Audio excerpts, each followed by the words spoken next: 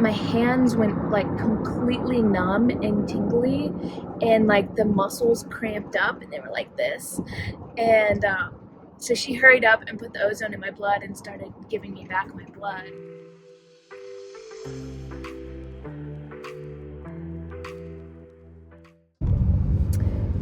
All right, so it is Sunday. I'm on my way to church. I've been going to the second services because I just need some time to decompress during the morning. It seems that most of my symptoms are worse in the morning, so I just have to, I think it's more just anxiety than anything, which I've been working on. So this week has been crazy. I started my new job, which was awesome. I get to work from home. And was it Wednesday? Yeah, I think it was Wednesday. Well, Tuesday evening. I heard like a lot of rummaging upstairs. I'm on a bottom floor apartment. And I'm like, oh, I must have gotten a new neighbor. Like, that's fine, whatever. And so I was going out to, I had an appointment with somebody, and I went outside and I introduced myself to her. She's a young girl. I think she's living by herself. We were chit-chatting, and she goes, oh, by the way, I have a puppy. I'm like, you have a puppy? Okay. Because you can just hear everything if you've ever lived in an apartment. And it's a German Shepherd puppy.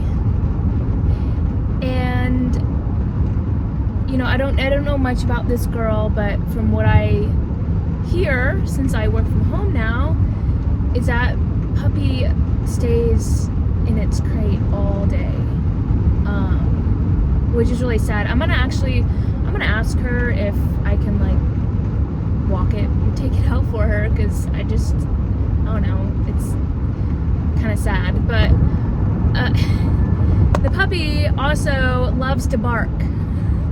So I've been like just trying to be calm, but it's really driving me up the wall because I'm already having a hard time sleeping, and this puppy is like barking in the middle of the night.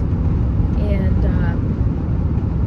so you know, it's just apartment living. I'm just kind of updating you guys, not really complaining, but it's just a little frustrating. Because for me, like, the reason I don't have an animal is because I'm in an apartment. Like, I wouldn't want to obviously bother my other neighbors, but also leave a dog or an animal home alone all day. Anyway, so I'm gonna talk to her, see if I can maybe help her out with the dog. So yeah, but so that was some new news. Okay, and then I did ozone therapy Thursday, and so ozone therapy is where it's IV ozone. So they take I can never remember how much blood. It depends on the size of, or like the dosage of the ozone, of how much money, how much blood. Yeah, it costs a lot of money. How much blood they take out. So it's like this much, but like 3 times. So I don't know how much that is. Anyways, I thought I had hydrated, and I added a little bit more carbs into my diet the day before, just so I could have more blood volume and more electrolytes and all of that stuff. And it did not go well. And I've had this procedure done before, and I've never had this happen. So I must have just been really dehydrated. But I was like, I called the nurse over because I was feeling kind of faint. I'm like, hey, I'm just not feeling too good. And then it just like hit me, and maybe some of it was nerves too, but I was like, I'm gonna pass out. And so she laid me back, she put ice on my chest, she, you know, swabbed under my nose with alcohol, and sorry, my windshield wipers making farting noises. And when she laid me back, my hands went like completely numb and tingly, and like the muscles cramped up and they were like this. And so she hurried up and put the ozone in my blood and started giving me back my blood. And of course, you know, within, you know, 4 or 5 minutes, I was, you know, back to normal. But I hate feeling like that. I hate it. I hate it. I hate it. I hate it. And but I was able to sleep really good that night. So I'm gonna do it again, but I'm probably just gonna do it once a month, just because of the expense. It's not cheap. And then the next day I got acupuncture, so Friday, which was a really interesting experience. So we've been working on more like not fertility, but just like I have a mass on my right ovary, and I've just been trying to shrink it, or at least not have it grow.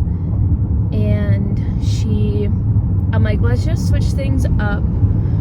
I'm not sleeping, and I'm just really stressed, and I think I'm having a hard time with my emotions. I was telling my acupuncturist, like, hey, I'm having a hard time sleeping, I have a hard time falling asleep, but I also have a hard time staying asleep. So I wake up usually around 1:30, I'm like up.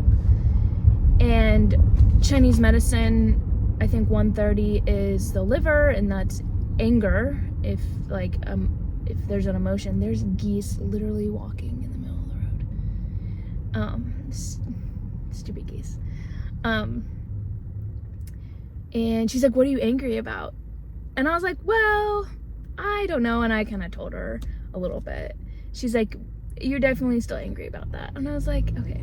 So anyways, the way acupuncture works is it pinpoints like energy meridians so that blood and oxygen can flow to that area, and you get like the energy in your body moving instead of being stagnant, because stagnant energy can cause pain and just a lot of symptoms. Points right here, they're your lung points, but it's also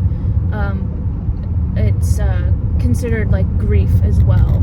So when she hit this point over here, my like shoulder started twitching, and I was like, I'm gonna cry. And I started bawling my eyes out. And she's like, I'm just gonna let you cry for a little bit, I'll be right back. She's like, let it out, like don't hold it in. I was like, okay. So I cried for a little bit, which was nice, and then she ended up putting some more needles in to calm me down. And yeah, so that was interesting. I'm kind of excited to go back, because I do feel like I've been needing to cry, and I haven't been able to. I've just been like,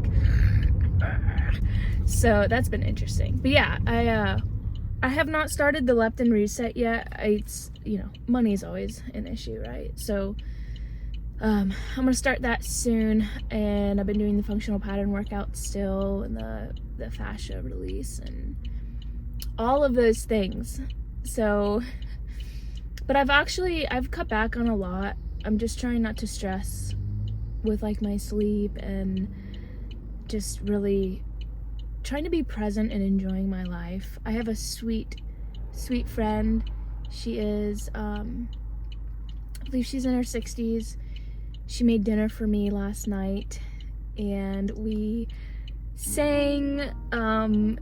She's a musician, so we were singing some songs and just fellowshipping and worshiping the Lord, and it was a really sweet time. And I'm just so grateful for people like her in my life to just minister to me and just show me that I'm loved. And so that's pretty much it for this week's vlog.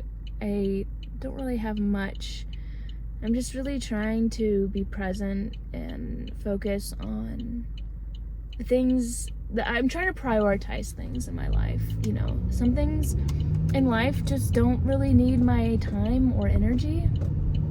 And so I'm meeting a new girl here at church. I hope she's still here. That's who was texting me.